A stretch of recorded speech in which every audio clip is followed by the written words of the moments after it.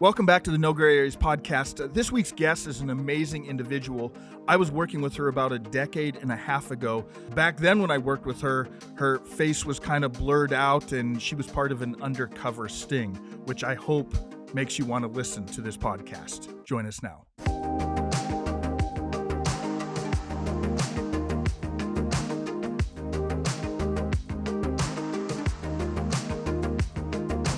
Christi, welcome to the No Gray Areas podcast. So good to have you on here. We've known each other since 2007, 2008, Something right? like We were that, just yeah. talking about that. So we're going back a little bit, and Yeah. it means that you and I are just getting a little older. And, I know. But that's, when I think that's over almost a decade and a half ago. Yeah, it's been a long time. Yeah. I think in such a long time, you're still going to learn a lot about me today. Yeah, good. I can't wait. I can't wait.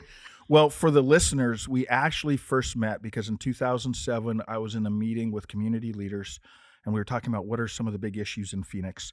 And the vice mayor at that time came in and she had tears in her eyes.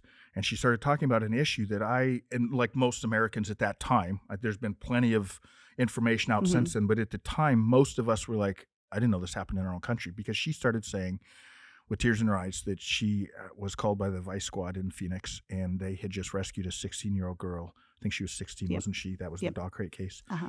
And I was just sitting there going, what? Right. Like Thailand or the Philippines? Yeah. But That's what most everybody yeah, thought. yeah.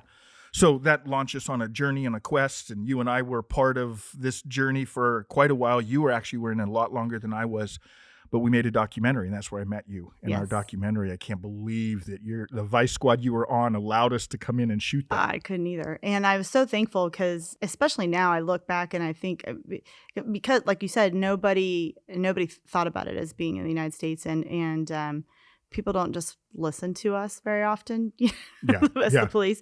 And so it was great to be in partnership with that and really start to get that word out there. And really Phoenix in general has been from the get-go on the forefront of the anti-trafficking movement, and I believe it started with that, and so I think that's super awesome. Oh, it was amazing because we actually had people coming in from around the country and even around the world because there was this multi-sector collaboration. We had the FBI and the police and the government officials and ASU and churches and all these different sectors of society working together. It was amazing, wasn't it? It was really amazing, and that doesn't happen very often. Yeah. But you guys were the tip of the spear on it. So let me back up a little bit. So again, the audience has heard a little bit. Obviously, you were a police officer with the Vice Squad. So let's back up. I just learned you're actually from Kansas City. That's where you grew up? Yes. So I grew up in Kansas City, and I left there right when I turned 18, like not right when I turned, as soon as I graduated high school, I said, I'm out of here. Now, it's funny, when you grow up somewhere, you're like, I'm out. And then now I love it there. Now and I'm home. like, it's home. I go back often. You still have family there? My mother still lives there. I actually just spent I just got back in town. I was there for almost 6 weeks, visiting family and working from there and still working out of my mom's basement. Side question for you. Have you been to a Chiefs home game? Oh, every year. Really? Yeah, I've and my heard brother, it's amazing. Yeah, like how loud it is. It is. You will never experience anything like it. My brother lives in Chicago, and he actually has season tickets still to the the Chiefs, and he flies in. He flies in. Yeah. I don't make the kind of money that my little brother does to have season tickets to the Chiefs, but the city is an amazing city, and I love it there. So did you come to Phoenix from there? No. Where did you go after? I moved around a lot in college. I was trying to find myself. So I started. Most people are, right? That's kind of what college is all about, right? So I originally thought I wanted to be an architect. That was my life's work and goal, and so I got into. That's so interesting because I knew you from the days you were a cop, right? And the Christi I know, I can't imagine is an architect. It didn't last long. Had you wanted to be an architect since you were like a little girl? Or No, was that a high school, I took some drafting classes, and I started getting really interested in that, and so that's just what I thought I wanted to do, and so I worked really hard to get into this. Kansas State University had a really great architecture program, and so I got my eyes focused on that, and I got into that program, and I went there, and it quickly, one semester, and I was like, no, this is not for me, because you sit in this like cubicle and you have to redo drawings over and over, like you're constantly tweaking these little things, and I about lost my mind. I'm too much of a people person. Yeah. And so I did a little deep soul searching at the ripe age of 18 and said, I think I'm going to be a psychology major. And my mom about lost her mind, because in her mind, I was an architect. I was going to be a very successful architect. And psychology, she's like, what are you going to do with that? And I'm like, I have no idea, but this is not for me. So I switched majors and started on psychology. But I was at K-State, which is near a military base.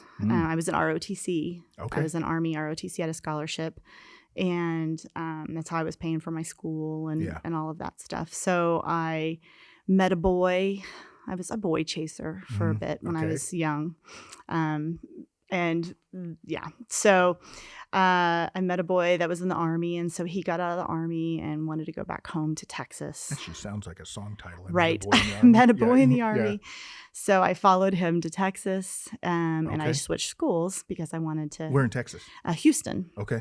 So I changed schools, and I went to the University of Houston. Yeah. So I continued on with my ROTC, and I continued on with my psychology. Still a psych major? Okay. Yep. And did that for a couple of years there, and it was a very different environment living in Houston. I hated it. It was humid. I liked the warmth, but I hated the humidity. Yeah. And it was very different environment. I didn't really like it. We broke up. I met a new boy.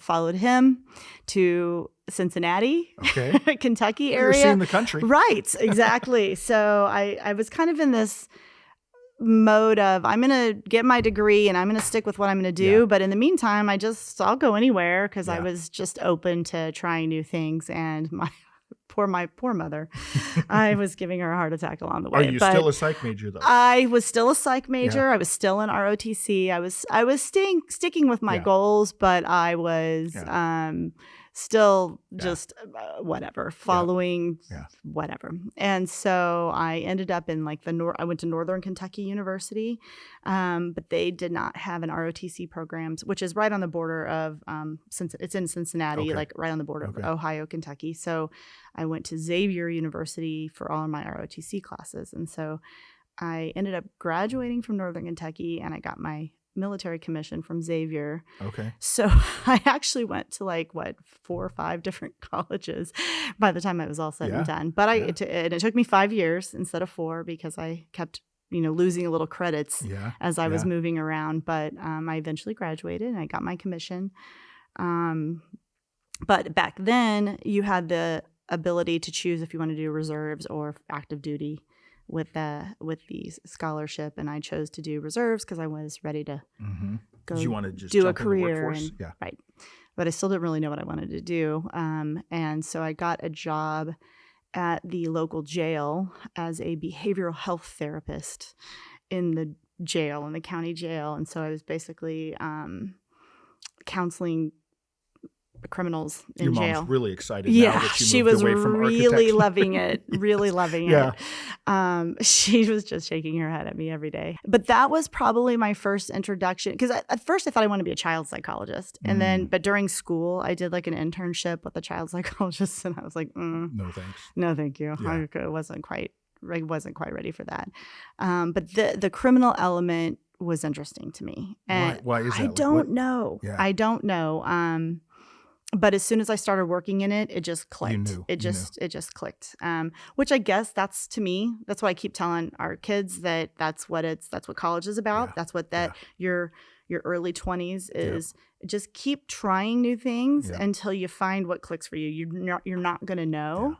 Yeah. I'm like, another side issue. Isn't it sad? I think so often in our culture, we almost expect like that 16-year-old, 17-year-old, or their senior in high school. What are you going to do? Yeah. Like an 18-year-old knows what they're going to do with the rest of their life. So many, I think, say, I'm going to do this, but deep down they're like, Yeah, and I hate that, like, the young kids right now, I think they feel like a failure if they, like, change their major or they don't stick Yep. with it. I'm like, no, that's what Yep. you're supposed to do. Yeah. Yeah. You're being successful actually and continuing to, Yeah. if you fail, you're being successful at that age because Yep. you're learning that wasn't the right thing for you. Keep going. Yeah. You know, That's as long, what makes you fail is if you stop, keep going. Yep. If you stop, keep going, that doesn't quite. I don't know. Anyway, we might, you know what I mean. we might title this podcast Stop, keep going. Stop, keep going. So anyway, I did that for a little bit, and then the cold in Cincinnati, I was just like, where can I go that it's warm again but not so humid? And I just started that, AOL was big back then, and I was getting on the internet and kind of playing around, and I'm like, let's try Arizona. And so I looked out here for jobs, and there was an opening for a probation officer out here. And I thought, well, that sounds kind of interesting. So I hopped down a plane and came out here and applied for a job and got it. And I had a little Dodge Neon at the time. And so I went back in the middle of winter. It snowed. I could hardly get my car out. I had a little U-Haul that I hooked on the back of my Dodge Neon in February, and I drove from Cincinnati to Phoenix. And by the time I got to Phoenix, I pretty much dropped the transmission out of my car. But I got here, and if you were running from the cold, I bet you loved. I showing did, up and in Phoenix February, it was wonderful. Oh, yeah. I was in heaven. Yeah. And then my first summer, I was like, "What did I do? What did I do?" But you wanted to run back to Houston. I know. Houston. Yeah, I know. But I figured it out. So I was a probation officer for a few years, and while I was a probation officer, I was supervising sex offenders. Yeah. And that was super interesting to me. I got to sit in on some counseling sessions with their groups. Yeah. Which was really intriguing, from a psychology major. That was really intriguing for me. So it's the criminal part and the psychology part started overlapping. Yeah. Right. Yeah. And while I was a probation officer, I worked very closely with the police department. I started working with a couple of squads in South Phoenix pretty regularly when I would have people that had warrants that needed to be picked up. They were like, well, you want to come with us like once a month and we'll do a roundup and round up all your people that have warrants. And so I would go ride with them, and it was a lot of fun. And at the time when I was a probation officer, I would go out and do visits with people. But back then, probation officers, you drove your own vehicle. They didn't wear vests. They didn't have weapons. I had a block radio and by myself, and I'd go out and in your Dodge Neon? In my Dodge Neon. And I would be like visiting these people at their homes unexpected. Oh, and you catch them doing, it's really dangerous. It was really dangerous. I imagine. And so I started doing stuff with the police department. I'm like, that's a lot safer of a job than this. And they were kind of recruiting me. They're like, you should come apply for the police department, which never in my life, I hadn't really thought about being a police officer, but I was like, okay. So fast forward. Here I am. Last year? Was it last year? Last December. So my wife and I were invited, thank you very much, to your retirement. So you decided to be a police officer, and was it 21 years that you put in? Yeah, almost 22. Started in 2000. Yeah, 22 years. Yeah. And clearly it's your retirement celebration. You were very, very, very respected by the police department, by the people you worked with. You had people that were coming back and speaking that had worked with you years before, people that had worked with you toward the end. Yeah, great people. Well, this is where we met. So you become a police officer. How long before you joined the Vice Squad? So I started in 2000, and I was on the street for 5 years. I joined Vice in 2005. Okay. So I did the street stuff for a little while. And as a patrol officer, you could go do some undercover stuff and just kind of help out. And I was like, oh, that seems interesting. Because again, it was starting to collide my psychology part, You know how many times I've heard you already say collide. You started doing something because, well, that seems interesting. Yeah, that seems interesting. You have an adventure streak in you for sure. I do. Yeah. I'll try that. So you just decide that sounds interesting. Why don't I go do that? Right. And it became my calling. I had no idea. And it was my first year there that the child that was in the cage that was in the kennel was found, and that was like the first. But honestly, I didn't do that case. I was on a different case around the same time. That got a lot of media attention. But right around the same time, I had my first case with this 15-year-old girl. And she just, she wasn't in like a group home. She had been home with her family. She got coerced into it. I can't even remember now how she met the guy, because online things weren't big back then. I can't remember. I think it was at a bus stop or something. You worked so many cases. I can't yeah, imagine. I know. But I can't remember how she met him originally. But I remember talking with her and walking away thinking, she just was a pretty smart, pretty confident young lady that really got duped and then got stuck. And I just remember thinking to myself, that could have been me. I could have been that at 15. I could see how I could have fallen for that. And it really hit me. And it just became my like mission to help figure this out. And that was your first year. That was my first year. That was your first year, first case, basically. My first, like where I wasn't just helping out, was like my first case. It was my case, and I still remember her name. And it's interesting because I still keep in contact even from people that I met. I mean, way back then. Like, I still try to follow up with some of those girls. Some of them want to stay in contact, and some of them don't, which I understand as well, because sometimes it's a positive experience and sometimes it's not. So that was what was the amazing part when I worked with you those years with this issue is you do have, it was such an interesting combination that you had, or blend that you had, where you were supporting the law, and you're trying to arrest the Johns and the pimps and the girls that are involved in this. But then there was this compassionate side too. And now I'm hearing where you're saying it came from, where you realize this 15-year-old, this first case you took, you're like, that could have been me. Yeah. Yeah. Well, every one of these girls, and I say girls, it's boys too. But for the majority of my career and the majority of the victims that I dealt with were young women or children. And it's unfortunate because I think a lot of the boys and young men are just too afraid. Everybody's afraid to speak, but there's an extra layer there of things of why they don't report. And I'm hoping now, I mean, that was, years ago when this was all first starting, I'm hoping that things are better now and that they're reporting more now. I'm hoping things are different. I know I haven't been in the trafficking world for a little while, but every single person has a story and a reason that they ended up there, and they're all worth listening to. Man, that's so powerful what you just said. They're all worth listening to, because you've heard far more stories than I did. But even the stories I heard. So when we were making the documentary with your team, and I don't know if you remember that night where we were in your mom minivan, your undercover mom minivan. I loved my minivans. I went through like 4 different minivans. I loved having minivans. so it was a sting operation where we were arresting in this case it was the girls. I know you guys did all kinds of stuff. Sometimes the Johns were obviously going after the pimps mainly, but that night you allowed us, if the girls were willing for us to go interview.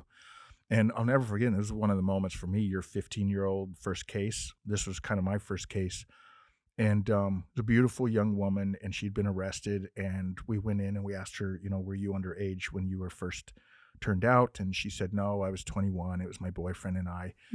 But it was almost like the switch flipped for her, because in that conversation, she said, well, I mean, actually, when I was 13 or 14, I don't remember the exact age, my mom would send people down the hallway to my room to support her drug habit.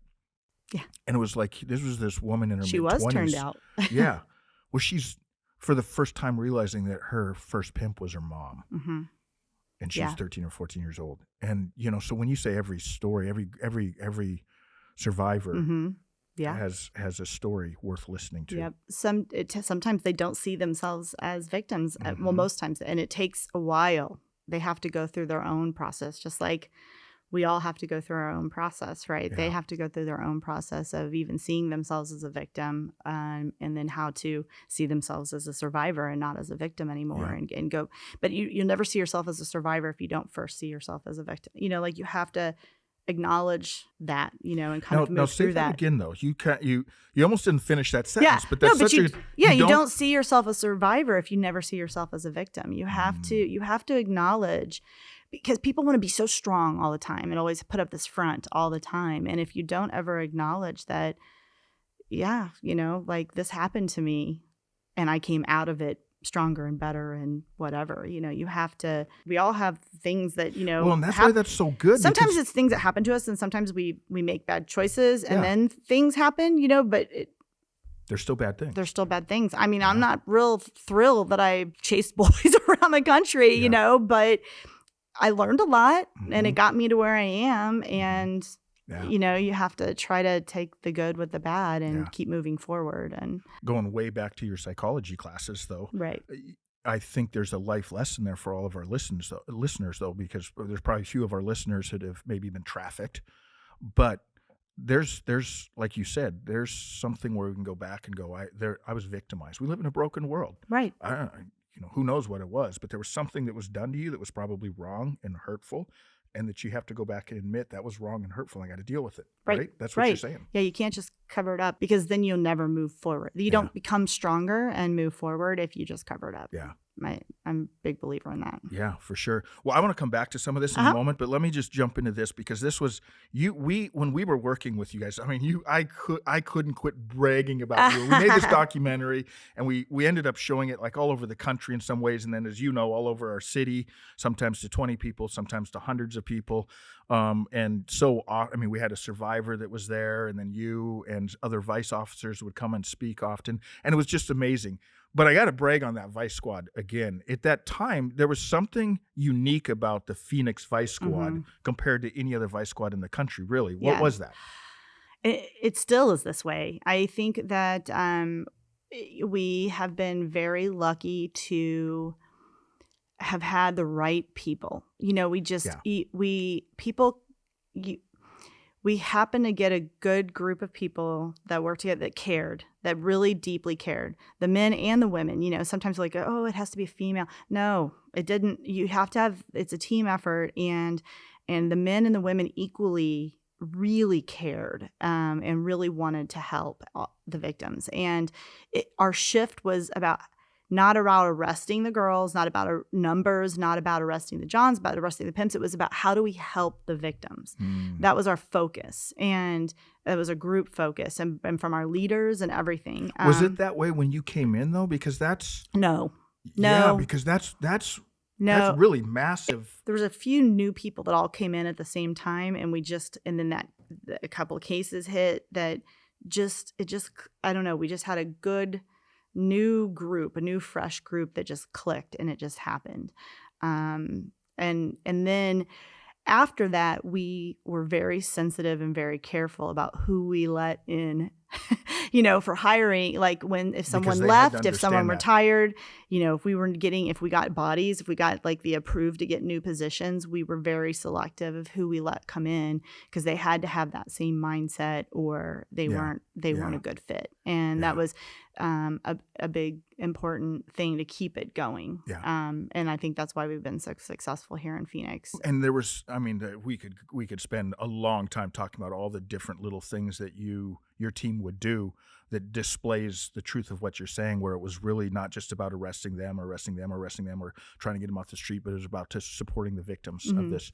One of the little things that we would do early on is you all would tell us when there was a survivor/victim who was actually in court testifying against her pimp, which is very, very hard for them to do. Right. And one of the little simple things we would do then is just get a group to come down there and support them. Right. So they knew, I don't know who these faces are behind me, but there's a group behind me supporting. And that was what your Vice Squad did. It was that's abnormal. Yeah. Just partnerships, just creating a lot of partnerships in the community, because this is definitely a community issue. Yeah. And as a police department, we don't have the resources to be able to help victims the way they need it. We just didn't. And I don't think any police department does. I mean, we're a huge city, and we didn't. So, like you said, so now there's groups. I had a trial a couple years ago I was part of a tryout. It wasn't my tryout. Well, I was the co-case agent, but that there's a group now. I can't remember the name of it. But it's like a biker group that supports victims of trafficking. Are you familiar with this group? Oh yeah, Yep. I think I Yep. saw you at one of the Yep. one of the fundraisers.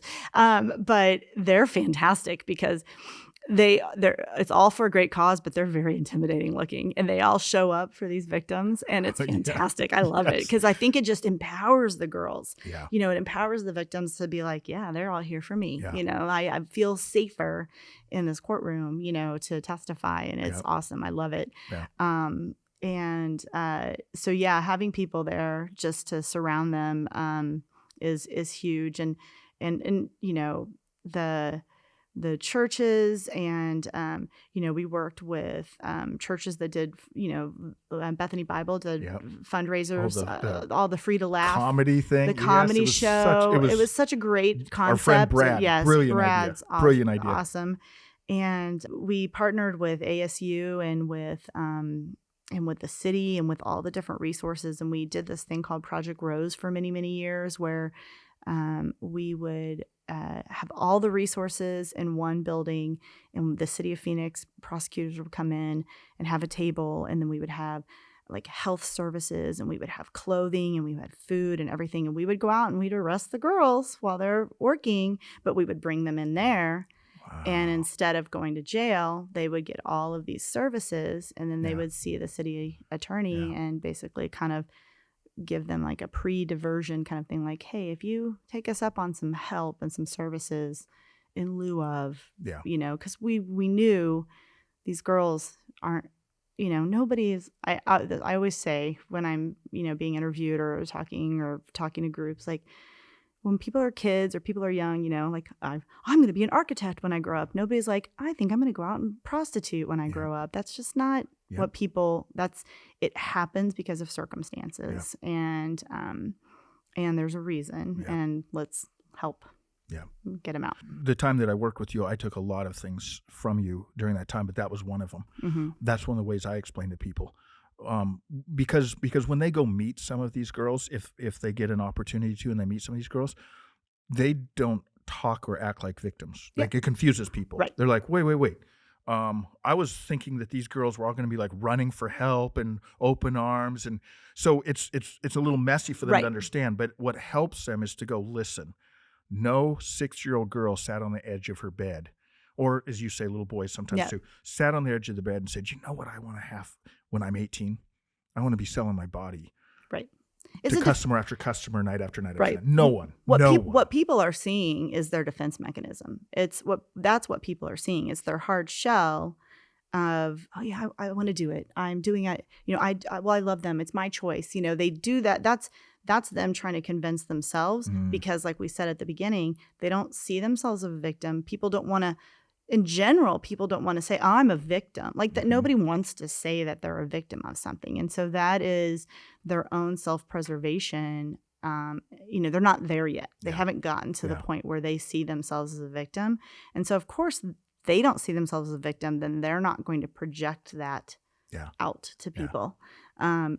And that's what we had to understand, to just ignore that, because we knew that was not real, and get past that. But Christi, that's what made your team so amazing that you were part of, because you were upholding the law. That's part of your job, right? As a police officer, they were doing illegal things. We would get so them you're off the upholding street. the law. You get them off the street, but that's not where you stop, and that's where a lot of times the story ends. Right. It was, but with your team, it goes, but there's something bigger, deeper, more sinister and dark that's happening. Right. And we can't ignore that. And you all didn't ignore that. And that's where this multi-sector collaboration came from. And it was just, it was kind amazing. of the why behind. Why are you there? Yeah. What's the reason behind it? Well, that's why this fits so well with this podcast. So we talk about no gray areas. And as you know, it's tied to this movie that's being made, and to some guys that years ago made a mistake. And it's a cautionary tale. You know, our choices follow us. And so they both are felons now. They lost careers over this. But there's also this redemptive side of the story where it wasn't the end of their story. They did their prison time.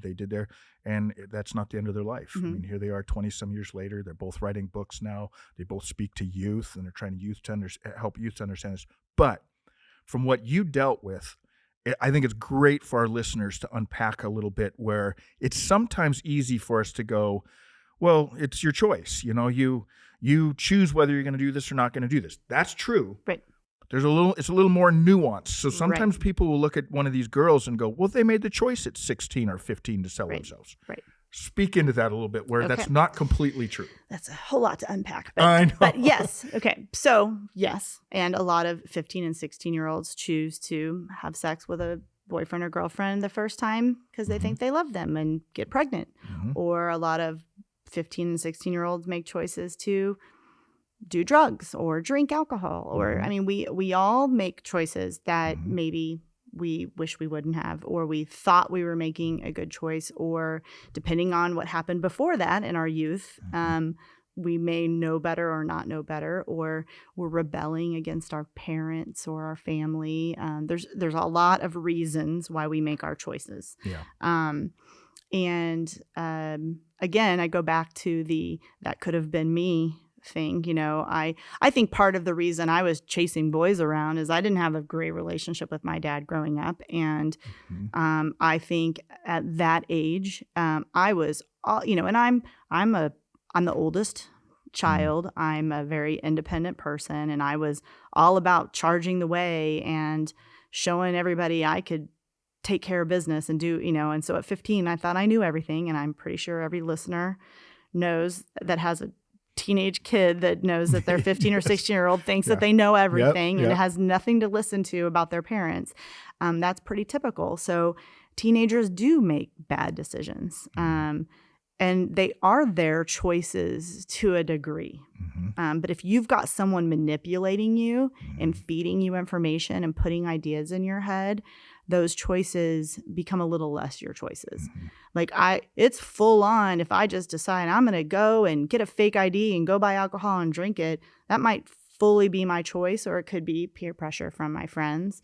But if I've got someone in my ear when I don't have maybe a good relationship at home telling me, or I live so poorly that I have no money and I've got someone in my ear telling me, come stay with me, I can help you make some money. We can go buy a Gucci bag, which everybody sees in every video that needs, what they do is they start talking to people, whether you're a teenager or a young person, and they find out what your currency is, what is important to you. And then they come in with that and say, I can offer you that. Master manipulators. Master manipulators. And so if it's things or money, which for a lot of young people it is, if it's love, which for a lot of young people it is, they're going to come in with that tool and they're going to pull them away. And then they're going to use that to convince them that they have to do this. And it's usually baby steps. It's usually, it's not like, oh, you're just going to go prostitute. It's, if you love me, oh, I set up this date. You don't have to have sex with them. You just, if you love me, I need to pay my bills. I have a car payment. I need this.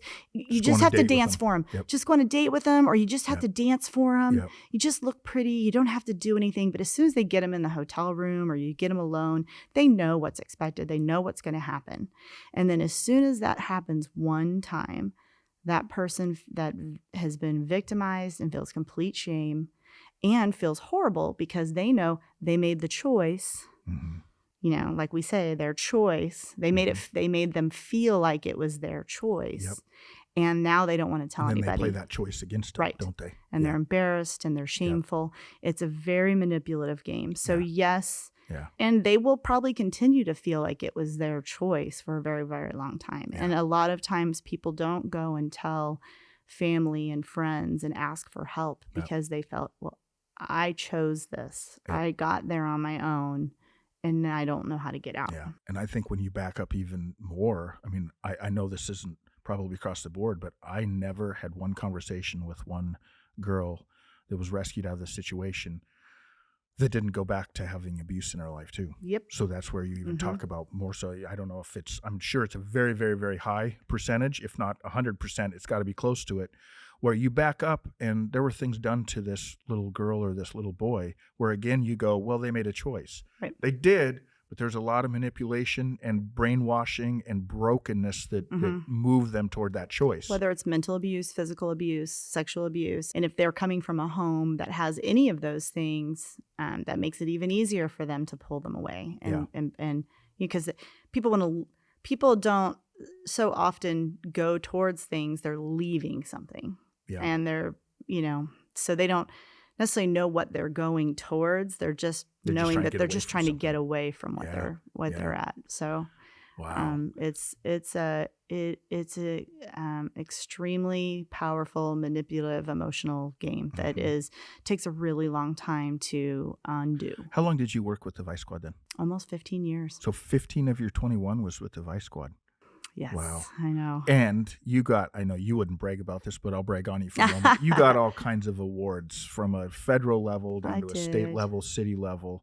Yeah. What were some of those? I don't even know. Honestly, I don't pay. I have some plaques and some, but this is going to sound cheesy, but the only awards I ever cared about were the girls. And now I'm going to get emotional. That's okay.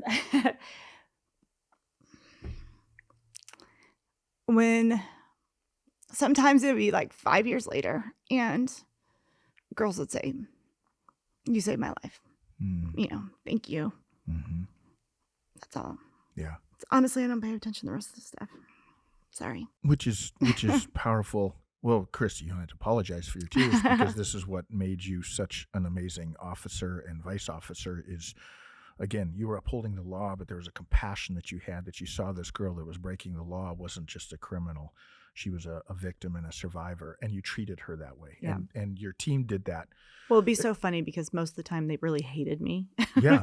It's for during the whole time they were, they didn't like me, but then they'd turn around, 5 years later and be like, "I'm doing really good now, and thank you," And that's why you're saying that it was 5 years sometimes. It generally wasn't 2 weeks later. No. It took some time. It takes time. It takes time. Yeah. But I know that's what kept me going because I knew that I was doing the right thing. Yeah. Tell us, if you can, obviously you can't use a name, but tell us one of the stories. You don't have to be descriptive, but tell us one of the stories because I know it was heartbreaking to see how many would go back and how many times it would sometimes go back.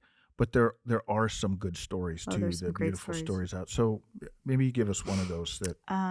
My favorite stories are definitely the ones that, in general, that end up being part of these survivor groups and then being mentors towards the other girls. There's a lot of those groups now, which I think is extremely helpful and extremely powerful. But I have gotten to see young ladies, almost always they relapse in some way, whether it's prostitution or drugs or something. It takes time, and not almost always, but it really often. Which is true of a lot of addictions, right? It takes a couple of runs at the hill. And they've just been. It's heartbreaking for me because when they just start doing really well, I think it scares them because they don't know what to do then because they've been so and then they kind of go backwards. But eventually they get over that hump, and it's only with the help of all these groups and these support groups and having that mentorship. But they do it,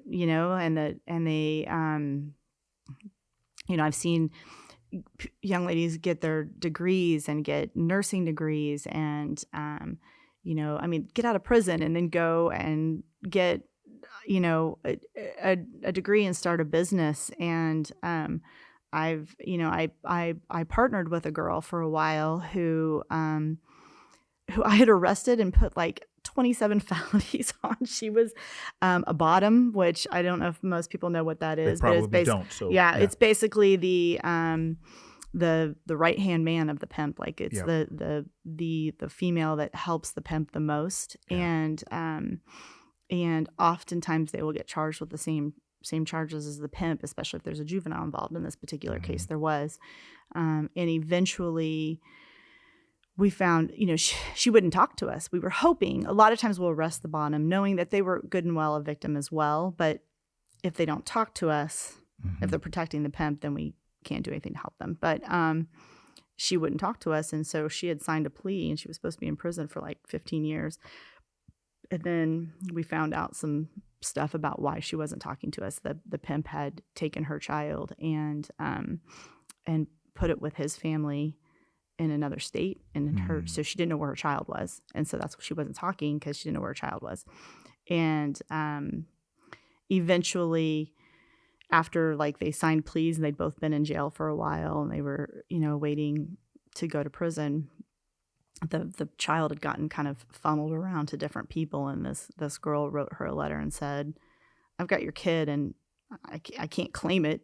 I can't get any money for it, and I don't want it. Somebody needs to come get this kid." And that's when she found out where her kid was. And that's how she found out where her kid was. And so then as soon as she sent her family to go get this kid in California and bring him back. And as soon as she knew she had her kid back, then she went to her attorney and said, "Okay, I'll talk now." But I mean, she was literally had signed her plea and was getting ready to go to prison. And so the judge allowed me to go talk to her to find out what was going on. I mean, I didn't know any of this. And I heard the whole story. And so I went back to the attorney and I'm like, we got to see if they'll get her out of this plea. Like, this is horrible. All the things that happened to her. I'm just curious. Is that the attorney that we both knew?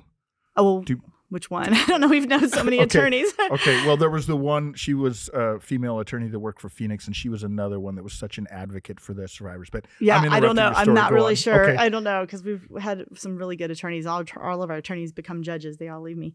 So we got her plea revoked, and the judge was amazing and basically said, if you go into one of these programs for a year and you successfully complete the program, we'll wipe everything.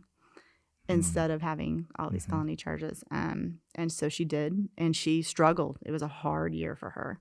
And especially her kid was from her pimp. He had raped her. And so as the kid was getting older, he looked like the pimp. And so every time she was really struggling with that and just trying to, get through everything. And I'll tell you what, these mentor groups and these support groups, I don't know what we would do without them. And so eventually her and I formed a partnership, and we went around and spoke together and educated law enforcement and social work groups and things like that. And since then, she has gone off and moved out of state and started her own designer business, and she's ridiculously successful. She wrote a book, and she is doing fantastically, and got her kids all together, and that I love to see.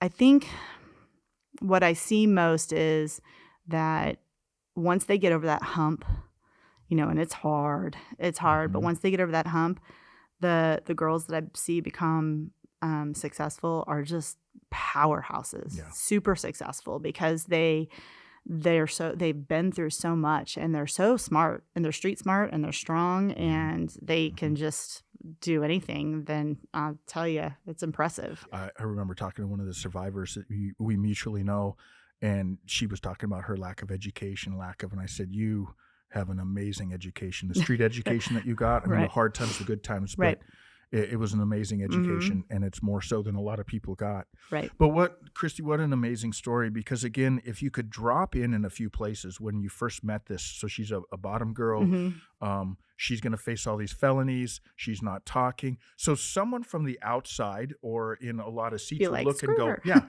she's done. Put her away, throw away the key. Right.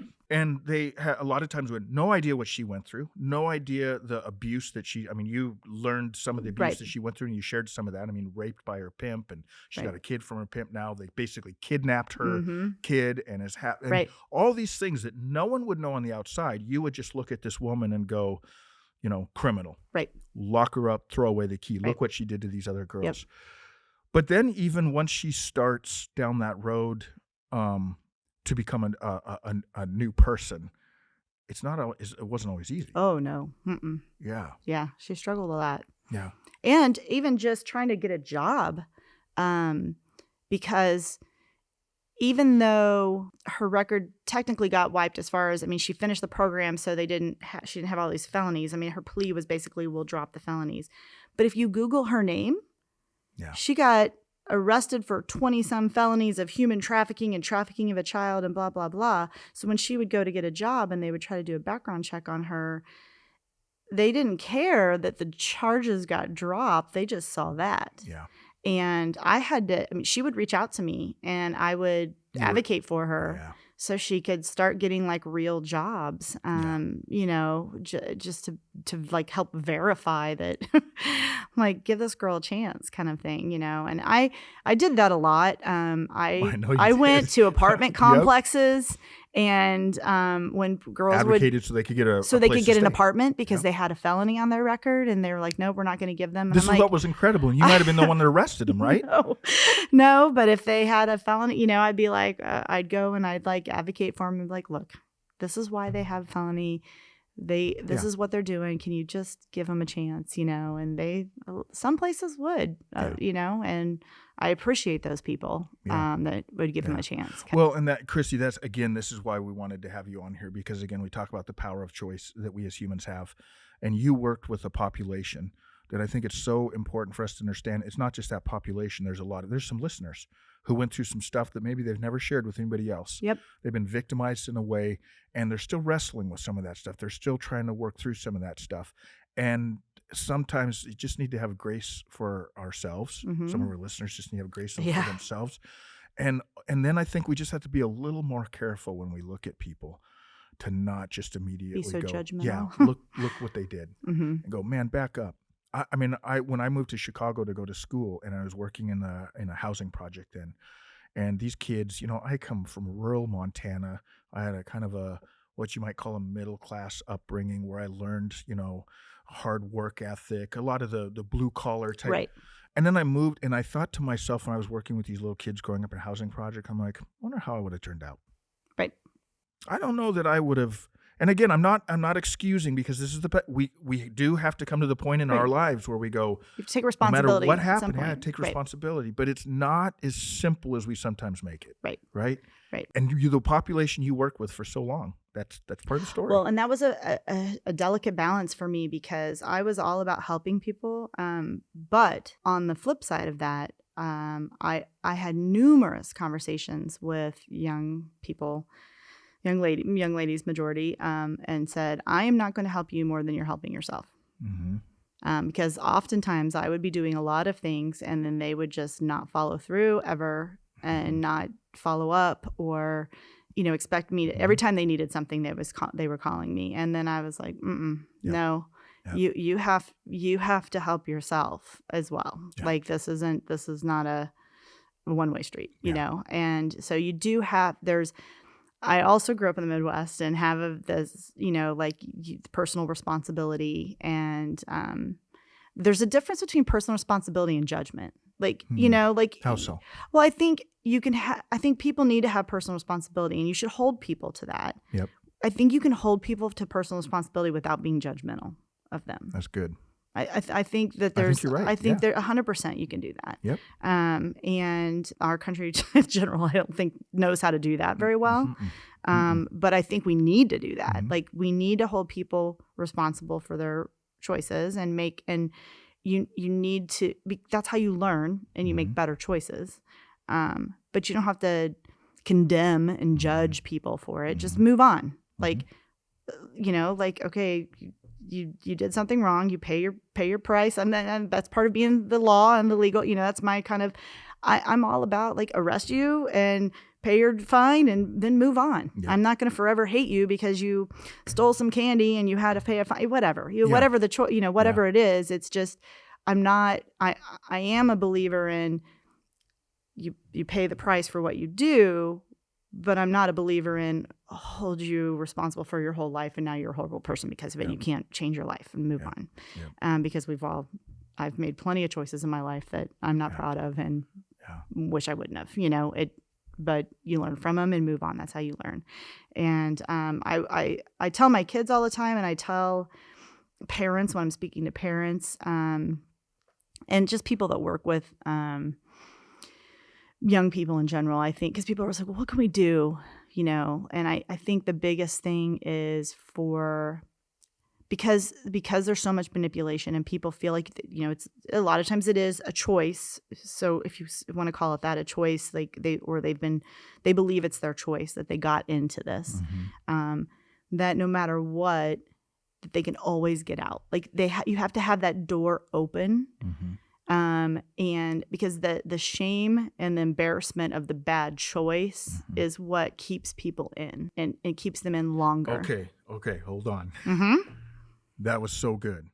The shame and the embarrassment of their choice keeps it, because again, we just moved away from just talking about human trafficking to, I think, all human beings. Exactly. Right? It keeps you down that bad path. Yeah. At any point, you can change that path.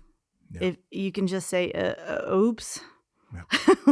let's back up and start over, Yeah. And I think that is the biggest thing that I really, like we try to really stress with the kids and with young people is like, if you're going to make bad choices. It's okay. Mm-hmm. I don't want you to, but you're going to.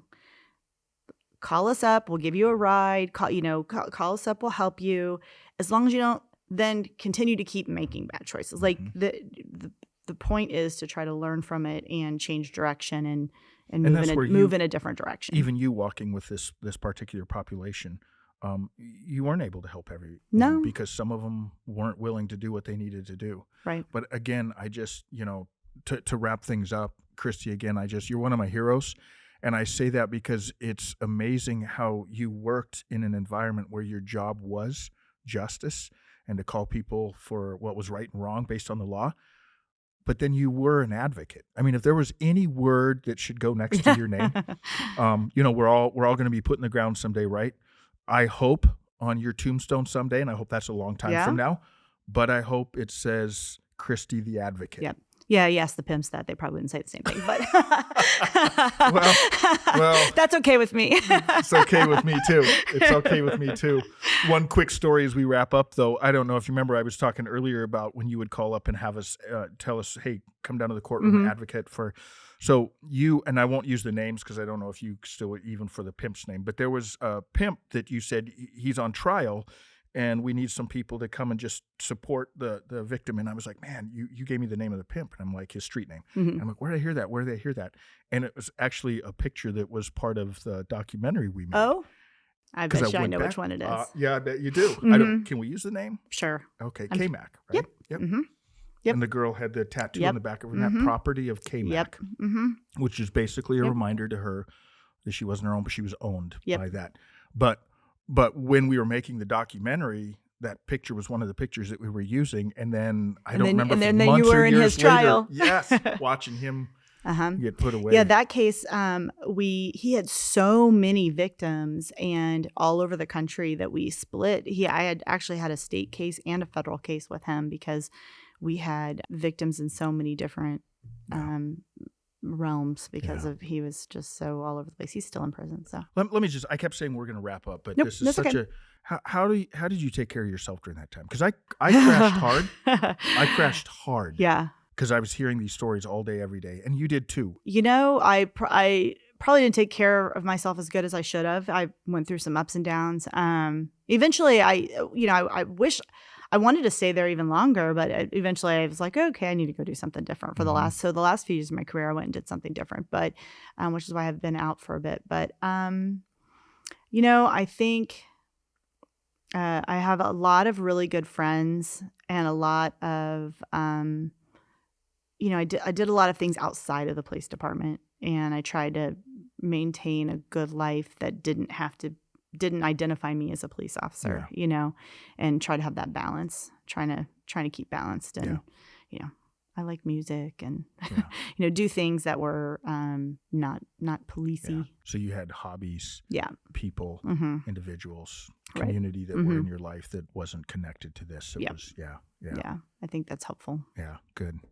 Well, Christi, thank you so much again. You are one of my heroes. I'm so glad we worked for about a year to get you on here. You're busy. I know. I'm busy. But, well, that's what happened when you retire. Then you apparently am not available anymore. No, but I love it. I thank you so much. Thank you for, how you spent your life as an advocate, and you continue to just have compassion on people, love people. So I love that about you. But we do this thing on No Gray Areas, which is kind of funny because it's ironic, no gray areas, but I'm going to ask you to lie. Okay. So 2 truths and a lie. Okay. 1, I once hiked the Swiss Alps. Okay. in 10 days over 100 miles. Wow. Okay. I have never had a speeding ticket in my life. And I once tried out for the game show Deal or No Deal. See, I know you're a good liar because I watched you work undercover.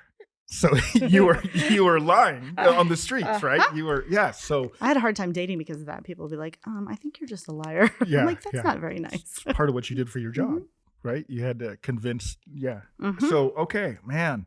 I'm gonna say the Swiss Alps is true. Okay. Yep. Is that true? I did that last August. Okay. Yes. It was amazing. Wow. Okay, It was now beautiful. I'm down to a 50-50 chance. Yes. I'm gonna say trying out for the game show was true. It was. Yes. Yes. Okay, so what was the A speeding ticket. speeding ticket? Yes. No, I had plenty of speeding tickets when I was a teenager. I almost lost my license. Well, I saw you driving the Yeah, undercover I had minivan lots of speeding too. tickets when I was young. The good thing is when you get older and you become a police officer and you have a badge, it's a little easier to get out of speeding tickets. Yeah, because Professional respect. We'll just call it that. Good. Well, Professional Christi, courtesy. thank you again. Appreciate it so much. Well, good guess. Thank you. Yes, Thank you yes. for having me. I really, really appreciate it. This was awesome. Good. So, Thank you. Thanks. Thanks so much for joining us on today's No Gray Areas podcast. Christi did an amazing job, and you, like me, were probably profoundly impacted with her speaking about the nuances of choices. That the truth is that all of us as human beings have been victimized before. And so where is it in your life where you truly were victimized by someone or something or someone else's poor choice? But how can you move from being a victim to a survivor? Like us, follow us, subscribe to No Gray Areas. We'll see you next time.